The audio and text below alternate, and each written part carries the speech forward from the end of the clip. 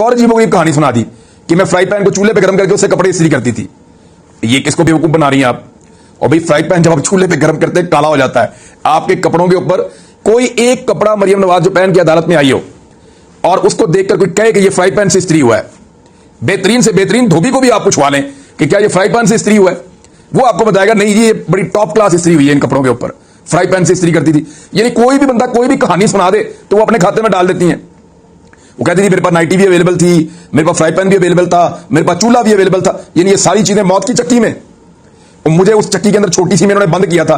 वो किसी बंदे ने वीडियो बना के बाहर निकाल दी। मुझे तो लगता है वो मरियम नवाज को दिखाने के लिए या किसी ताकतवर शख्स को दिखाने के लिए वो वीडियो बनाई गई थी। वो वहां से लीक होकर बाहर आ गई। वो वीडियो आप उसके अंदर देखें, वो इतनी सी चक्की, उसके अंदर या चूल्हा रख दो तो या बंदा बैठेगा। मैं नमाज पढ़ता था, मेरा सर सामने दीवार में लगता था।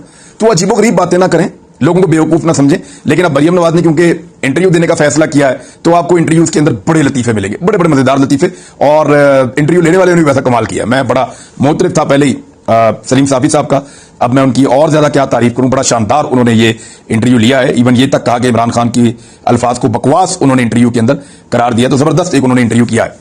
बहरहाल अब तरीका क्या होगा?